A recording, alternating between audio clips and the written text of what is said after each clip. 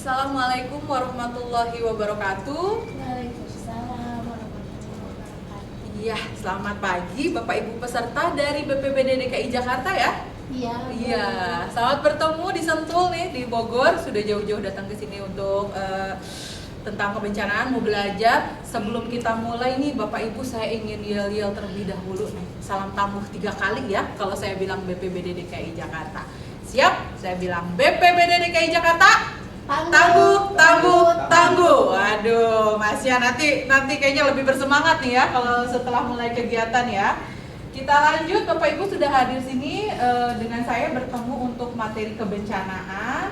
Nah, perkenalkan dulu nih sebelum kita masuk ke materi. Mungkin Bapak Ibu baru ketemu dengan saya saat ini saja. Ini nama saya Neri Egi Rusmana, saya pengajar dari sini, dari Pusikat PBBNPB. Ada email, kemudian ada nomor handphone. Jika mau berhubungan lebih lanjut, kita berdiskusi, silahkan ke nomor yang ini ya Bapak Ibu ya. Oke, nah sebelum kita mulai nih, supaya lebih semangat nih, sudah jauh-jauh belajar ke sini, mungkin kita buka dengan senyuman ya Bapak Ibu ya. Nah, senyumnya manis-manis dan cantik-cantik, ganteng-ganteng. Life is like a mirror, smile at it and it smiles back at you. Nah, jadi Bapak Ibu kalau dimulai dengan senyuman, mudah-mudahan semuanya jadi lancar, jadi indah, jadi manis ya Bapak Ibu ya. Ini kita sudah masuk ke materi yang pertama, di materi kebencanaan. Nah, tapi ada sebelumnya kita sudah masuk ke 2 materi ya. Sekarang tinggal melanjutkan di materi karakteristik bencana. Sebelum kita lanjut, saya ingin review dulu Bapak Ibu. Masih ingat apa yang dimaksud dengan bencana? Silakan acungkan tangan. Wah, ini Bu Fitri ya. Saya ngelihat namanya soalnya, jadi nggak usah kenalan nih. Silakan Bu Fitri, boleh disebutkan pengertian bencananya? Menurut saya bencana itu adalah peristiwa atau rangkaian peristiwa yang mengancam atau mengganggu. Jadi kehidupan dan kehidupan masyarakat itu disebabkan oleh adanya alam maupun non alam gitu, dan faktor dari manusia juga. Jadi sehingga mengakibatkan timbulnya korban jiwa manusia. Oke, terima kasih sudah sangat lengkap sekali. Boleh tepuk tangannya untuk Bu Fitri ya. Berarti memperhatikan Bu Fitri ini. Kalau kita sudah paham tadi pengertiannya, ada baiknya kita kenali nih, ada bencana apa saja di sekitar kita, kemudian supaya kita bisa melakukan tahap selanjutnya, kita tangani bencana tersebut. Berarti kita langsung masuk ke lanjut materi selanjutnya ya, itu karakteristik. Tujuannya tentunya untuk mempelajari karakteristik bencana itu apa saja. Dan di pembelajaran hari ini kita akan menggunakan handphone ya Bapak Ibu ya, disiapkan, kemudian alat tulis bolpennya, kita akan berdiskusi. Kalau misalkan ada yang ditanyakan, silahkan nanti disampaikan saja. Sebelum kita lanjut nih, kira-kira kalau mendengar kata karakteristik, apa saja sih yang terbayang dari Bapak Ibu? Oke, silahkan Mas Ade ya. Pembeda, oke. Ada lagi Ibu Fitri? Ciri khas. Ciri khas, wah sudah ada 2 pendapat. Kita lihat nih menurut KBBI. Karakteristik itu adalah tanda, ciri, atau fitur yang bisa digunakan sebagai identifikasi. Wah, betul sekali ya, tadi disampaikan oleh Pak Ade, bisa diidentifikasi, ada pembeda nih sama yang lainnya. Jadi kalau misalkan Bapak Ibu masih ingat nih, sebagai opening, saya mau Bapak Ibu membuka handphonenya, dibuka Mentimeternya, masukkan kodenya, kemudian menurut Bapak Ibu dari tsunami Banten dan Palu, ada pembedanya nggak? Ada karakteristiknya nggak? Oke, silakan. Iya, sudah masuk semua untuk hasil Mentimeternya. Kita lihat ada banyak beragam pendapat ya Bapak Ibu ya. Tapi yang menarik dari saya ini dari pemicunya katanya. Kalau Banten dari longsoran, kalau misalkan Palu karena sesar nih gerakan tanah. Kita lihat ya Bapak Ibu ya. Nah, dari BMKG menyatakan bahwa betul sekali nih, walaupun sama-sama tsunami, ternyata dari Banten itu akibat dari aktivitas adanya longsoran dari anak Krakatau. Wah, pemicunya ini kalau Banten dari anak Krakatau, sedangkan kalau dari tsunami Palu itu karena patahan bawah laut.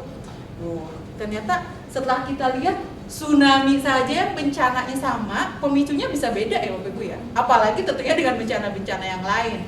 Nah, itu yang tadi ya, ada ciri khas dari satu kejadian bencana. Nah, karakteristik itu Bapak Ibu yang membedakan antara satu bencana dengan yang lainnya itu ada berbagai macam hal. Salah satunya itu pemicu, disebabkan oleh apa, unsurnya itu apa sih yang mengancamnya, misalkan aliran airnya yang deras, atau misalkan ada api yang bisa membakar sekitarnya, kecepatannya, kemudian jaraknya, seberapa cepat bencana itu datang, tanda-tandanya apakah ada tanda dari alam atau tiba-tiba saja terjadi, frekuensinya, periode, durasi. Nah, ada bencana-bencana yang terjadi dalam kurun waktu tertentu. Kira-kira bencana apa nih? Kalau berhubungan dengan musim? Banjir. Betul sekali Bu Fitri, banjir ya. Jadi kalau udah hujan-hujan, wah udah siap-siap nih yang tempatnya sering kena banjir tuh. Akibat kerusakannya, terpaparnya seperti apa, penyebabnya juga bisa menjadi berbeda dari bencana-bencana tersebut. Oke, selanjutnya saya ingin Bapak Ibu melakukan diskusi dalam kelompok-kelompok. Kelompoknya sudah saya bagi, tadi sudah saya sebarkan nama-nama kelompoknya. Nama-nama kelompoknya itu kita ambil dari bencana yang Bapak Ibu sering hadapi di DKI Jakarta. Nah, menurut saya ini mungkin ada 4 bencana ya yang sering terjadi di DKI Jakarta dan sering Bapak Ibu hadapi. Nah, karena tugasnya di DKI tentunya.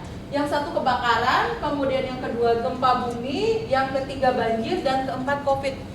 Nah, ini saya minta Bapak Ibu mengambil satu kejadian yang paling spesifik. Misalkan kalau kebakaran di mana nih Bu? Di Tambora, Jakarta ya? Wah, karena padat. Gempa bumi, nah gempa bumi bisa di mana saja, tapi ambil satu daerah, misalkan daerah kebetulan yang banyak perkantorannya. Atau banjir, banjir di mana? Pulau Gadung, boleh. Atau COVID boleh di mana aja, tapi kira-kira yang pernah tinggi di mana? Mungkin yang pernah Bapak Ibu ambil sebagai turun penanganan ya. Silakan. Kemudian sudah berkumpul ke kelompoknya masing-masing untuk didiskusikan dan dibuatkan posternya sesuai dengan yang tadi nih, pemicu dan yang lain-lain. Dipersilahkan. Kalau sudah nanti dikirimkan ke email saya ya Bapak Ibu ya. Sudah saya sertakan di kertas yang tadi ada nomor kelompoknya. Oke.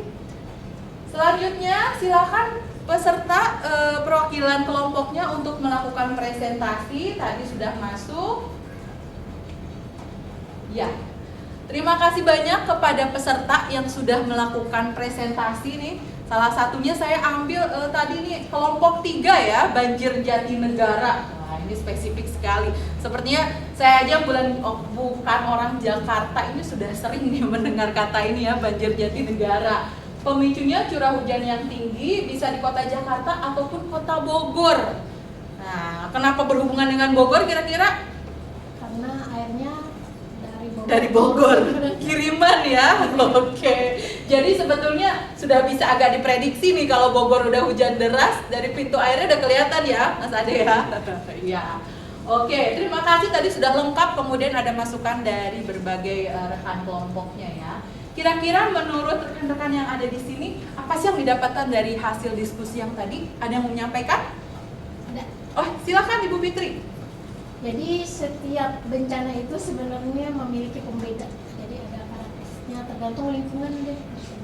Oh iya, terima kasih sekali Bu Fitri. Tergantung tadi ya, lingkungannya di Jakarta mungkin dia karena dataran rendah ada yang lebih tinggi dari Bogor ya. Tapi bisa jadi banjir di kota saya nih di Bogor udah beda lagi pemicunya ya Bu ya. Oke, terima kasih Bu Fitri. Ya, jadi tiap-tiap bencana memiliki karakteristik sendiri yang bersifat unik dan spesifik. Tentunya tergantung dari lingkungannya. Jadi bisa jadi berbeda nih kalau kita mau menangani bencana, kita harus tahu dulu karakteristik yang ada. Nah, untuk selanjutnya nih, kesimpulan dari teori, kemudian dari hasil diskusi yang sangat dalam tadi dengan rekan-rekan kelompok, ada yang mau menyampaikan kesimpulannya? Silakan. Wah, ini udah siap nih sepertinya Bapak Ade nih. Silakan Pak Ade. Semua bencana memiliki karakteristik yang dibedakan mulai pemicu, unsur yang mengancam, itu kecepatan jarak, tanda-tanda, frekuensi, periode dan durasi, akibat kerusakan dan akar penyebab.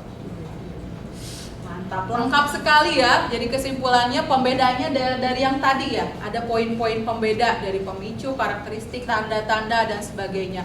Itu bisa jadi spesifik nih. Mungkin pemicunya sama, tapi nanti tanda-tandanya beda. Atau durasi berlangsungnya sama, nanti ada juga yang beda.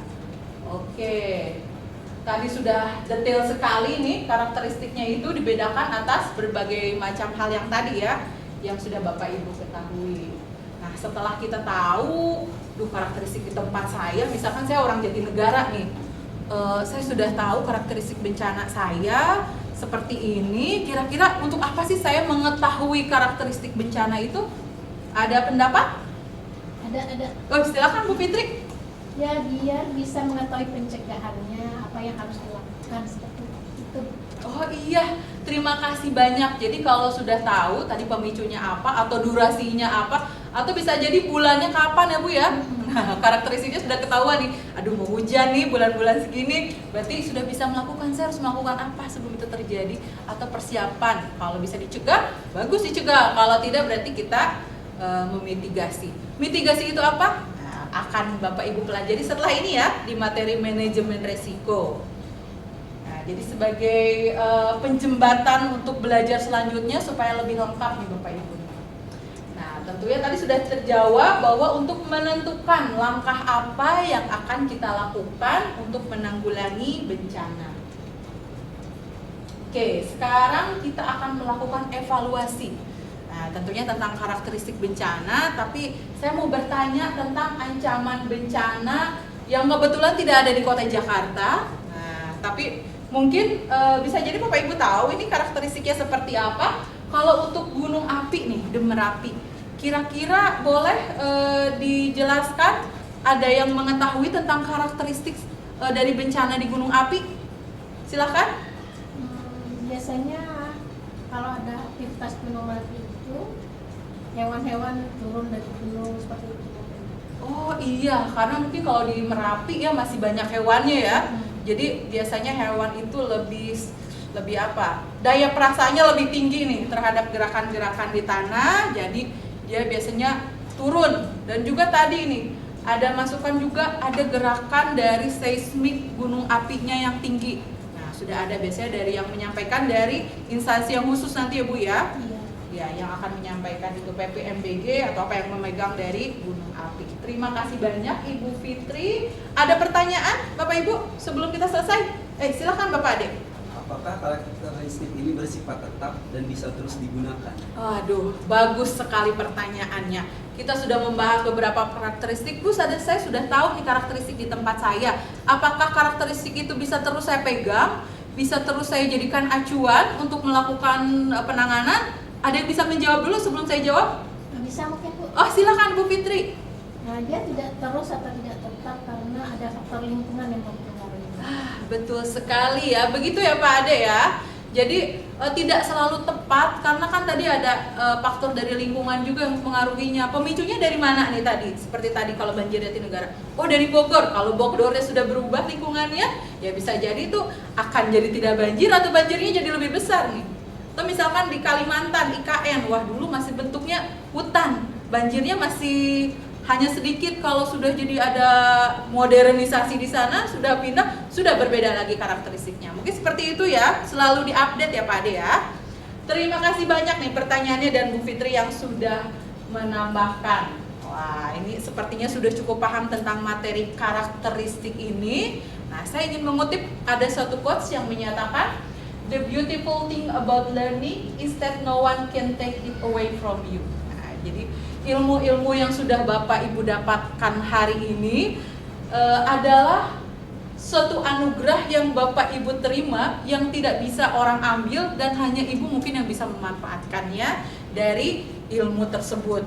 Mudah-mudahan setelah ini Bapak Ibu jadi bisa mengikuti pembelajaran lebih baik nih, karena sudah ada dasar tentang materi kebencanaan, sudah tadi jenis bencana, kemudian arti dari bencana itu, kemudian kita sudah masuk karakteristik, hingga bisa kita lancar memasuki materi selanjutnya untuk materi manajemen risiko ya, serangkaian pencegahan untuk penanggulangan bencana.